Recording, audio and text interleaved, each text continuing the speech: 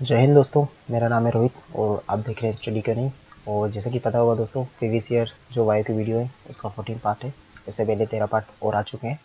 I hope आपने वो 13 के 13 पार्ट देखे होंगे और आपको उसमें काफ़ी जानकारी मिली होगी। और जैसा कि आपको पता है, जो बायोलॉजी या फिर साइंस के क्वेश्चन होते हैं वो हमेशा रिपीट होते हैं, भले ही उनकी थोड़ी सी लैंग्वेज चेंज हो जाती है, बट अगर आप उसको ध्यान से समझेंगे तो आप सही कर पाएंगे। और जितने भी क्वेश्चन मैं करवाता हूँ किसी ना किसी एग्जाम से रिलेटिव है। और आपको पता है कि मेरी बायो केमिस्ट्री भी मेरी जो वीडियोस हैं वो भी चल रही हैं। शाम को केमिस्ट्री जो है वो पढ़ाता हूँ मैं, और सुबह आपको ये वीडियोस आती हैं। सो आपने अभी तक मेरे चैनल को सब्सक्राइब नहीं किया तो सब्सक्राइब कीजिए, इस वीडियो को लाइक कर दीजिए दोस्तों, और बेल आइकन पे भी क्लिक कर दीजिए, जिससे मेरे वीडियो का नोटिफिकेशन आपको मिल जाएगा। और शुरू करते हैं दोस्तों, विलम्ब ना करते हुए। तो पहला क्वेश्चन है, हमारे फेफड़ों में कोशिकाएं होती हैं। तो दोस्तों, हमारे फेफड़ों में जो कोशिकाएं होती हैं वो लगभग 300 मिलियन कोशिकाएं पाई जाती हैं हमारे फेफड़े में। याद रखना आपको। मानव श्वसन में क्या छोड़ा जाता है? तो मानव श्वसन में कार्बन डाइऑक्साइड छोड़ी जाती है और ऑक्सीजन ली जाती है। देख सकते हैं, हर क्वेश्चन किसी न किसी एग्जाम में आया है, जैसे कि ये 2016 का क्वेश्चन है। निम्नलिखित में से कौन सा अंग मनुष्य के उत्सर्जन तंत्र का अंश नहीं है? क्वेश्चन है नहीं है। ऑप्शन: मूत्रमाला, मूत्रवाहिनी, गर्भाशय या गुर्दा। तो इसका सही आंसर हो जाएगा दोस्तों सी, यानी जो गर्भाशय है वो उत्सर्जन तंत्र का भाग नहीं है। स्तनधारियों में उत्सर्जन का एक महत्वपूर्ण कार्य निम्नलिखित में से कौन सा अवयव करता है? बड़ी आंत, गुर्दे, फेफड़े या फिर जो यकृत होता है वो करता है? तो इसका आंसर हो जाएगा जो गुर्दे यानी वक्र होते हैं। आपको पता है कि पानी को फिल्टर करते हैं और इन्हीं के द्वारा जो मूत्र का निर्माण होता है, जो भी बेस्ट प्रोडक्ट होता है वो मूत्र में आ जाता है, और जो हम पी करते हैं यानी जो बाथरूम करते हैं उसके थ्रू भेज जाता है। पसीने वाली ग्रंथियां मानव शरीर के किस अंग में मौजूद होती हैं? तो आपको पता है, जो स्वेट ग्रंथियां होती हैं यानी पसीने की ग्रंथि होती हैं, त्वचा में उपस्थित होती हैं। शरीर का कौन सा अंग खून के शुद्धिकरण से संबंधित है? तो दोस्तों, खून के शुद्धिकरण से संबंधित जो अंग है वो है गुर्दा, जैसा कि आपको पता होगा। इंग्लिश में इसको किडनी और हिंदी में इसको वक्र कहा जाता है, तो ये भी आपको पता होना चाहिए। गुर्दे का कार्यात्मक यूनिट, तो दोस्तों जो किडनी होती है उसकी अगर कार्यात्मक यूनिट की बात की जाए तो वो नेफ्रॉन होती है। नेफ्रॉन किडनी में पाए जाने वाले छोटे छोटे छिद्र होते हैं, पाइप की तरह होते हैं, जिनके थ्रू ही जो हमारा ब्लड होता है वो प्यूरिफाई होता है। तो ये भी आपको पता होना चाहिए दोस्तों। नेक्स्ट क्वेश्चन है कि मानव में अमोनिया को यूरिया में बदलता है। तो इनमें से कौन सा पार्ट है जो अमोनिया को यूरिया में कन्वर्ट कर देता है? दोस्तों, जो लीवर होता है वो अमोनिया को यूरिया में कन्वर्ट कर देता है। तो पता होना चाहिए आपको, एनटीपीसी 2016 में पूछा गया था। यूरिया का निर्माण कहाँ होता है? तो दोस्तों, जैसे बताया, यूरिया का जो निर्माण होता है वो यकृत यानी जो लीवर होता है वहाँ पे होता है। यूरिया का सर्वाधिक सांद्रण कहाँ पाया जाता है? तो दोस्तों, जो यूरिया का सर्वाधिक सांद्रण पाया जाता है, सांद्रण मतलब उसकी जो कंसंट्रेशन ज़्यादा पाई जाती है, वह पाई जाती है यकृत की शिरा में। तो याद रखना, यकृत की जो शिरा होती है उसमें पाई जाती है। निम्नलिखित में से कौन सा पदार्थ सामान्य मूत्र में पाया जाता है? तो दोस्तों, जो मूत्र होता है उसमें समानता जो क्रिएटिनिन होता है, क्रिएटिनिन पाया जाता है। मूत्र का पीला रंग किसकी मौजूदगी के कारण होता है? जो मूत्र का पीला रंग हो जाता है यूरोक्रोम की उपस्थिति के कारण होता है। याद रखना है आपको। मानव मूत्र का पीला रंग की वजह क्या है? तो जैसे मैंने बताया, यूरोक्रोम।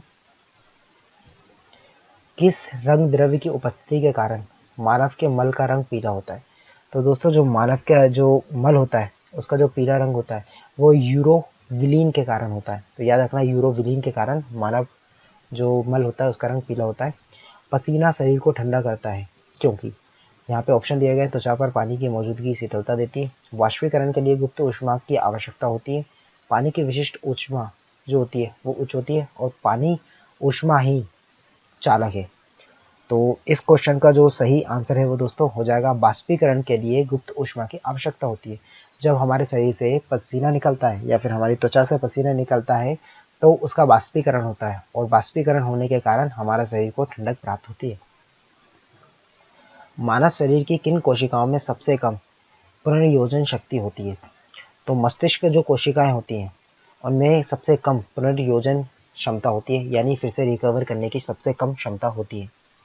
मानव मस्तिष्क का वजन कितना प्रतिशत होता है? यानी मानव मस्तिष्क का जो वजन होता है हमारे शरीर के कितने प्रतिशत वजन के बराबर होता है? तो 2% के बराबर होता है। और मेनली अगर कोई पूछे तो आप बता सकते हैं 1400 ग्राम।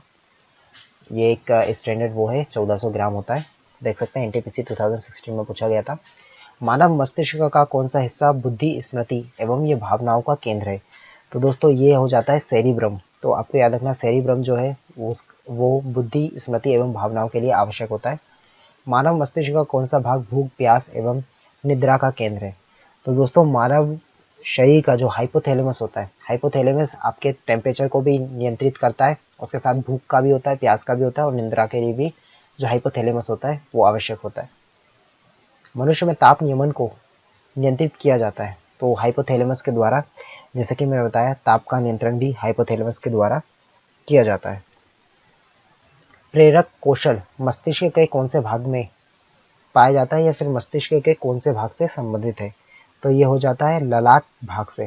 तो याद रखना आपको। और दोस्तों ज़्यादा जानकारी के लिए मेरे वायु की वीडियो देखिए मस्तिष्क वाली, उसमें आपको सारी जानकारी मिल जाएगी। मानव मस्तिष्क की कौन सी पाली श्रवण से संबंधित होती है या फिर कौन सा भाग श्रवण से संबंधित यानी सुनने से संबंधित होता है? तो दोस्तों जो शंख पाली होती है वो सुनने से संबंधित होती है। मस्तिष्क का कौन सा भाग मोटर नियंत्रण में महत्वपूर्ण भूमिका अदा करता है? तो दोस्तों जो मोटर नियंत्रण में करता है वो सेरिबेलम करता है। और मोटर नियंत्रण आप नहीं समझ रहे होंगे तो मैं बता दूं, आपके हाथ पैर का चलना, तो ये सारी मोटर नियंत्रित होती है जिसको आप नियंत्रित कर सकते हैं, तो वो सेरिबेलम में आ जाती है।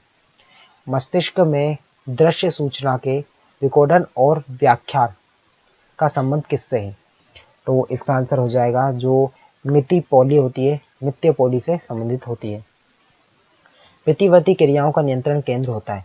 तो दोस्तों जो प्रतिवर्ती क्रियाओं का नियंत्रित केंद्र होता है वो जो कशेरु रज्जु होता है, कशेरुक रज्जु होता है, स्पाइनल कॉर्ड होती है, याद रखना आपको।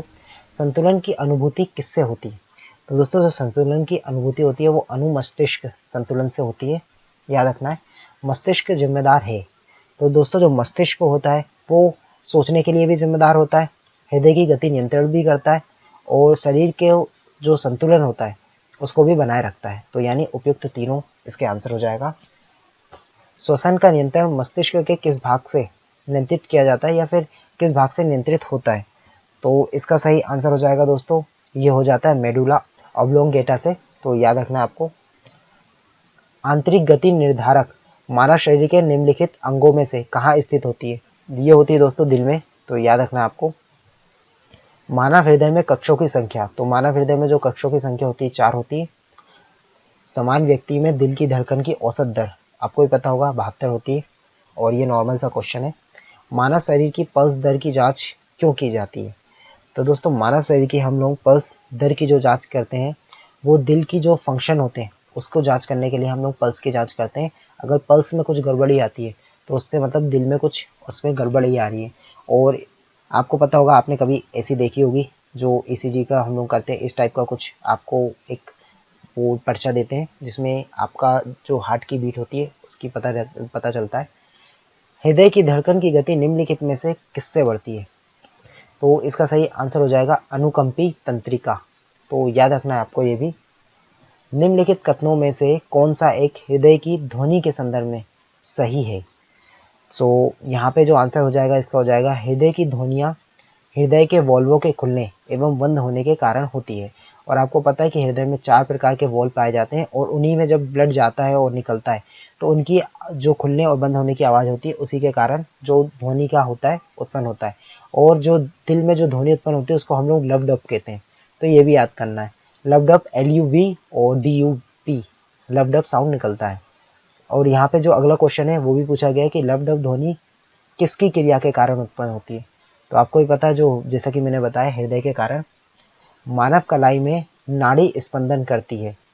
सो इसका सही आंसर हो जाएगा दोस्तों डी, उसी दर पर जिस दर पर हृदय करता है। यानी हृदय की जो बीट होगी वही आपके जो हाथ में जो नाड़ी होगी उसकी जो बीटिंग होगी, बीट करेगी वो उसी दर पे करेगी। निम्नलिखित में से वह वैज्ञानिक कौन है जिसने पहली बार रुधिर परिसंचरण की व्याख्या की थी? तो विलियम हॉर्वे सबसे पहले रुधिर परिसंचरण की इन्होंने व्याख्या की थी। पेसमेकर का कार्य क्या है? तो दोस्तों जो पेसमेकर होता है वो दिल की धड़कन को नियंत्रित करता है और कभी कभी दिल की धड़कन को प्रारंभ करने में भी मदद करता है।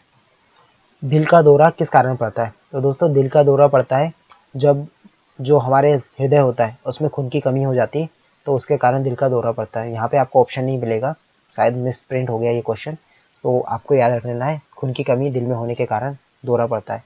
मानव शरीर में सबसे बड़ी धमनी कौन सी है? तो सबसे बड़ी धमनी मानव शरीर की महाधमनी, जैसे कि नाम से आपको समझ में आ रहा होगा।